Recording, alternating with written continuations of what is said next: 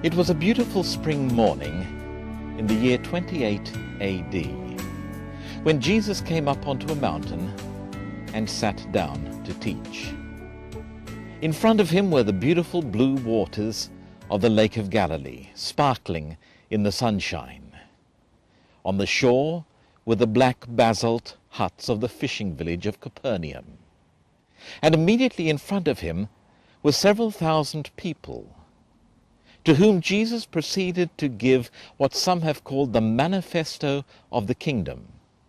Others know it more familiarly as the Sermon on the Mount. It's an interesting speech, particularly for those who somehow think that Christianity is opposed to happiness. Christianity is a killjoy, because Jesus' very first word was happy. Happy are the poor in spirit, for theirs is the kingdom of God. And Jesus proceeded to give a list of the various people who were happy. The interesting thing is that almost all of them are what we would regard as unhappy. Happy are those who mourn, for they will be comforted. Happy are those who are hungry and thirsty for righteousness, for they will be filled. Happy are the meek, they will inherit the earth. Happy are those who are persecuted, because they are the children of God. Now you might say, what a load of rubbish. There's nothing particularly happy about being hungry, about mourning, about all these other things. No, there isn't. That's very true. You see, all these things are linked to one very important concept: righteousness, goodness. Happy are those who are hungry and thirsty for righteousness, for goodness, for they will be filled. Happy are those who are persecuted for righteousness' sake. You see, it's all linked to righteousness. Happy are the pure in heart, for they will see God. It's all linked to these qualities of goodness, of rightness.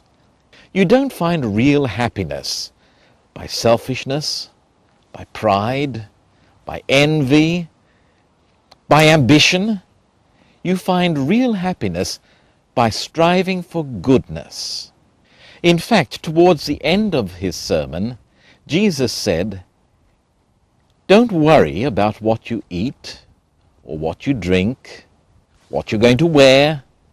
I suppose if he'd thought of it, he would have said where you're going to live, what sort of a house you're going to have, whether you're going to have a car or not, or any of these things.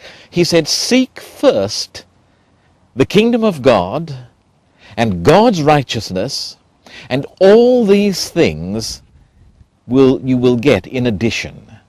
The basic recipe for happiness has not changed in 2,000 years or even longer. If you want to be happy, seek first God. Seek first goodness. And everything else will just follow in its train. My friend Ken started off with this word happiness. How do we get it?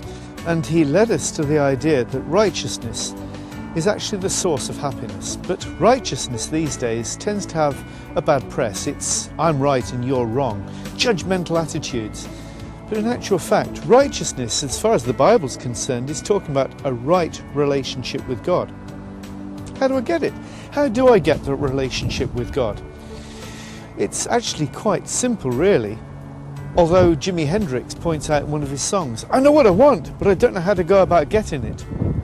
Well, I see 3 simple steps. Sorry, please, and thank you. A process to follow. Sorry, God, we just haven't spent time together.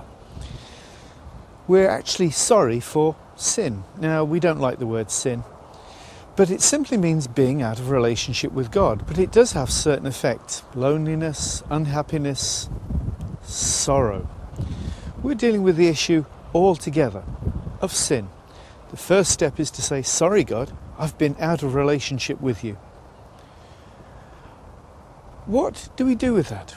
We take that word sorry and go one step further. Please, God, please will you forgive me? I need to be back into relationship with you. I want to talk with you. I want to hear your advice. I want to hear you speaking to me. Please, God, I also want happiness.